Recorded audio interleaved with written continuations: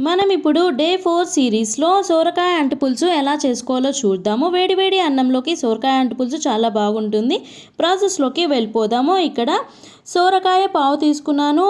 సోరకాయని peel చేసేసి ఇంత సైజులో సోరకాయ కట్ చేసుకొని తీసుకోవాలి. పొడుగా కట్ చేసుకున్న పచ్చిమిర్చి, ఈ సైజులో కట్ చేసుకున్న ఆనియన్స్ తీసుకోవాలి. 2 రెబ్బల కరివేపాకు, కొద్దిగా చింతపండు నానబెట్టుకొని పెట్టుకోవాలి. స్టవ్ వెలిగించి బాండీ అనేది పెట్టేశాను. బాండీలో కొద్దిగా ఆయిల్ అయితే యాడ్ చేసేస్తున్నాను. ఆయిల్ హీట్ ఎక్కిన తర్వాత 1 టేబుల్ స్పూన్ ఆవాలు, అలాగే 1 టేబుల్ స్పూన్ జీలకర్ర కూడా వేసి ఇవి 2 వేయించిన తర్వాత ఇక్కడ పొడుగా కట్ చేసుకున్న పచ్చిమిర్చి, కారానికి తగ్గట్టుగా కూడా మనం మిర్చి అనేది యాడ్ చేసేసుకోవాలి. తీసుకునే క్వాంటిటీని ప్రకారం మనం యాడ్ చేసేసుకోవాలి ఏదైనా సరే. ఇప్పుడు 2 రెబ్బల కరివేపాకు, అలాగే ఆనియన్స్ కూడా యాడ్ చేసేస్తున్నాను. ఇవి ఒకసారి మిక్స్ చేసేసుకొని ఇప్పుడు సోరకాయ కూడా మనము వేసేసుకోవాలి. అంటు పులుసు కాబట్టి మనము కొంచెం పెద్ద సైజులోనే సోరకాయ అనేది వేసేసుకోవాలి. కొంచెం లావుగానే ఉండాలి సోరకాయ కూడా.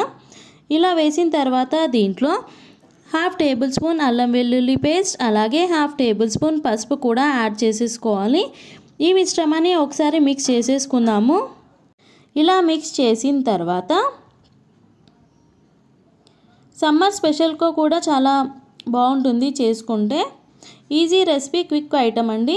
ఇలా సోరకాయని మిక్స్ చేసిన తర్వాత 1/2 టేబుల్ స్పూన్ మిర్చి కారం, అలాగే రుచికి తగ్గట్టుగా సాల్ట్ అనేది యాడ్ చేసేసుకొని ఇక్కడ 1/2 టేబుల్ స్పూన్ ధనియాల పొడి, అలాగే 1/2 టేబుల్ స్పూన్ జీలకర్ర మెంతుల పొడి ఉంటుంది, అది కూడా వేసేసుకొని ఈ పౌడర్స్ అన్నీ మనకి సోరకాయకి పట్టేలా ఒక 5 to 10 మినిట్స్ మనం అలాగే ఉంచేసేయాలి మిక్స్ చేసేసి.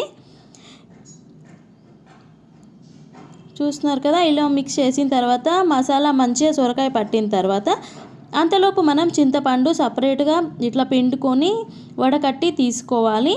ఈ చింతపండు పులుపుని సోరకాయ మిశ్రమంలో వేసేసేయాలి.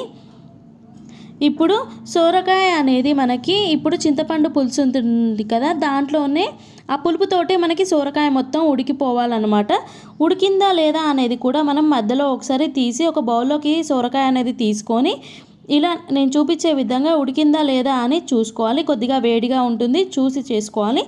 ఒకవేళ సోరకాయ ఉడికి ఉంటే ఒక బౌల్లో ఒక 1 టేబుల్ స్పూన్ శనగపిండి తీసుకొని వాటర్ వేసి మిక్స్ చేసిన తర్వాత ఆ శనగపిండిని ఈ సోరకాయ పులుసులో వేసేసుకొని దీన్ని మిక్స్ చేసేసి ఒక 2 to 5 మినిట్స్ అలా ఉంచేసి దగ్గర పడిన తర్వాత మనం కొత్తిమీర వేసి డిష్ అవుట్ చేసేసుకుంటే వేడి రైస్లోకి తింటే సోరకాయ అంటు పులుసు చాలా బాగుంటుంది.